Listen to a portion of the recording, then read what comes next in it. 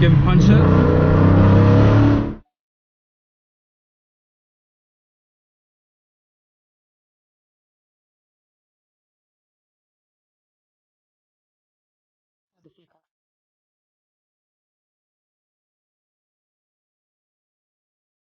Okay, so guys, I'm gonna let him drive my SRT because he's never driven one, so might as well get a feel for what the competition is like, right? Yeah. Things that you're gonna notice are different. You're gonna definitely feel the weight. There's gonna be that weight. You're gonna feel like you're sitting on top of the car rather than in the car. Okay. That's something like the Mustang. You feel like you're inside the cockpit. Yeah. This one you feel like you're sitting on top. So it's a very like high, floaty cruiser, type of feel to it. It's a lot higher, yeah. So if you look at the difference where this yours sits and mine sits, definitely. But I think you're gonna like the transmission. The transmission feels really cool because it's very aggressive. The 10-speed just goes through gears really quick, is what I noticed. This one is like when it shifts, like it gives you a little, a little hit. Punch, so let's go get it done. Just being behind this sounds good. Yeah. All right, I have the e-brake on. If you might want to just so you kick it. Yeah, right there. Right there? Yeah, just get off. There you go. So just drive too? Yeah, just drive. Oh. Yeah, you can tell. Just by taking off right now, you can tell it's a lot higher. As you said, a lot higher, definitely.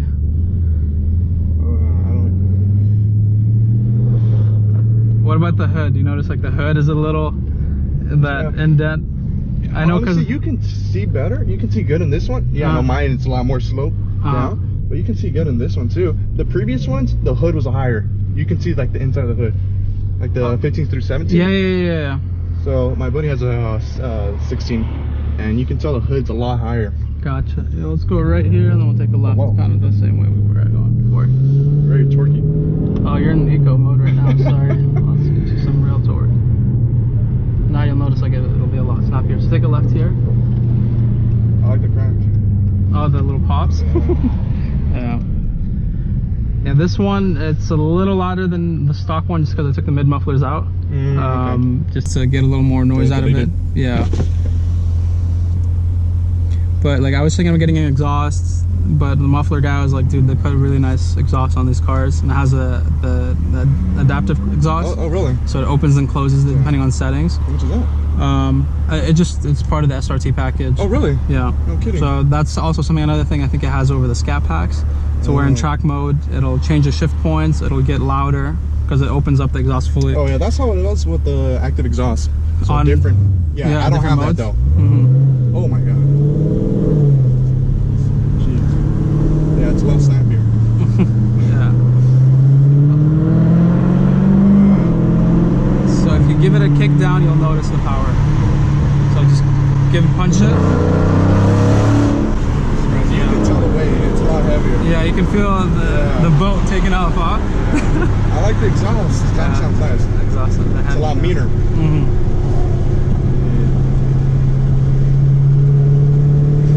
But see, right now the suspension is on street suspension. Okay. If I hit it to, let's say, track, now you'll see that you'll start feeling the bumps. It's a lot better. Yeah. This gets stiffer. The brakes get a little more responsive. So. Well then. Yeah.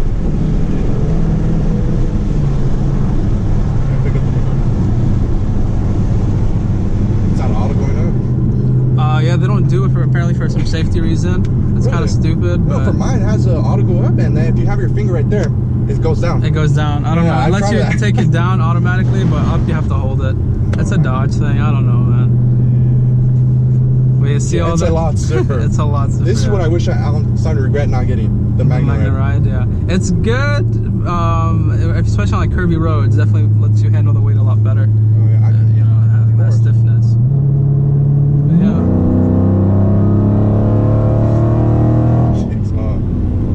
You don't feel the power, but you know you're going fast. Yeah, I'm sure you get some real trouble with this one. Definitely, yeah, you can get yourself in trouble for sure. Well, I'll let you do like a 40-year-old maybe on the way down. So maybe make a U-turn and then. Are you using paddle shifts? I'll show you how I do right now to show you. So we can go into manual mode right here, and then it'll let you downshift the gears. Okay, I'd rather not. Yeah.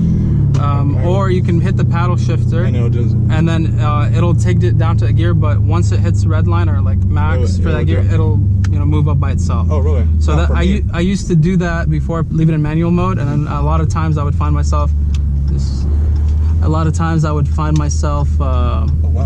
hitting the rev limiter. Okay. Yeah. So I stopped doing that. So right now, if you hit the paddle shifter down, I don't know what gear you're in. Is that second? I believe so. I don't know where they. It says right here. The second gear. Okay. So now you can take it up to 40.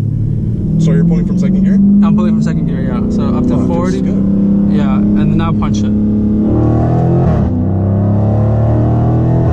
know what you're saying. Okay. Did you change the gears? Yeah, I was changing the gears myself, but I know what you're saying. It does give you that little kick. That little, exactly. Yeah, mine's smooth.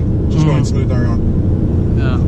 So if you just hold the up, it'll go back into auto by itself. Auto, really? Yeah. Yeah, mine for my Mustang, for the 10-speed, you go down. Just say you start using the paddle shifts, it's not going to change automatically if you're on track mode. Gotcha. Okay. So sometimes I forget to change gears and it'll just stop going. It'll start screaming like, yeah, and it'll start slowing down. Yeah. That's exactly what happens to me. If I miss a shift in manual mode, it'll just hit rev limiter and that's it. The car will just bog until I change the gears, and it'll throw like a red. The whole dash becomes red. Oh yeah. Yeah, and the shift light comes on pretty much. But yeah. But how does it feel other than that? It feels like a muscle car. You know what I'm saying? It doesn't feel as agile probably as a Mustang. Yeah. Yeah, because look at the weight, 4,200. Yeah. So it's 500 pounds lighter. Yeah, the Mustang is definitely lighter car. But you know that feeling I told you about where you feel like you're on top? No, well with the suspension I can't feel it anymore. Really? No, it feels a lot stiffer. Here, so I'll put you back in like, let's see, sport. Now it'll loosen up a little bit. It becomes a little more floaty. Yeah. Which is nice, you know, like sometimes I'm cruising on the beach. It's not that much of a It's not aggressive all the time. And that's a cool thing about it. That's why I wish I'm starting to. You had the Magnum Ride. That's where Magnum Ride comes in. Yeah, I wonder what the Magnum Ride feels like. That's something. Supposedly the 0 to 60, which was under 4 seconds, they had the Magnum Ride. It had all the options I had on top of the Magnum Ride. Okay, at the light, we're gonna take a ride. Well, you can tell. It does give you a punch every gear you're going up. Yeah, the gearing is a little different with the 8-speed. The 10-speed, I felt like it was like kicking up gears very fast. I didn't even know when it shifted sometimes, which was really cool when I test drove it at least. And then that was something that I was not expecting with the 10-speed. So it feels like one, and like by the time you're on the freeway and then you're in 10th gear or whatever, you don't even feel like when did I get into this gear? Yeah, then we're left in there. But yeah, I like it. Smooth. The tone of the car, it sounds nice inside here. A little like rumble. You don't know what I mean. Like I haven't heard it properly when you're inside the cabin. Yeah, because you're shooting sound backwards. Yeah. So I know. you don't hear it as well. Because same thing, I had to let somebody drive. There's more noise coming in inside here though. Oh, in my car? Yeah. Oh, okay. Yours is quieter than maybe interior wise. And even then that, jeez, my bad. Oh, you're good.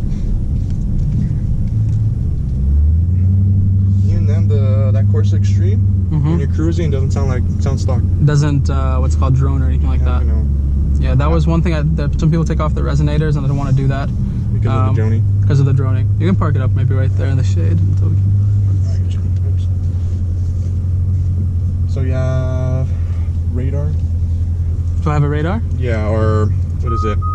Oh, in the front? No, I don't. I'm thinking of putting a camera in front.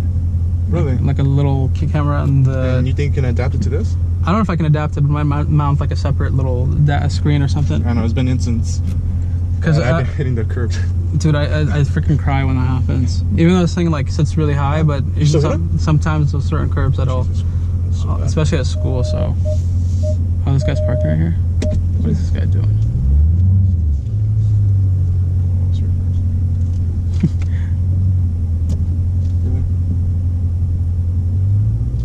Okay, he gave up. Nice.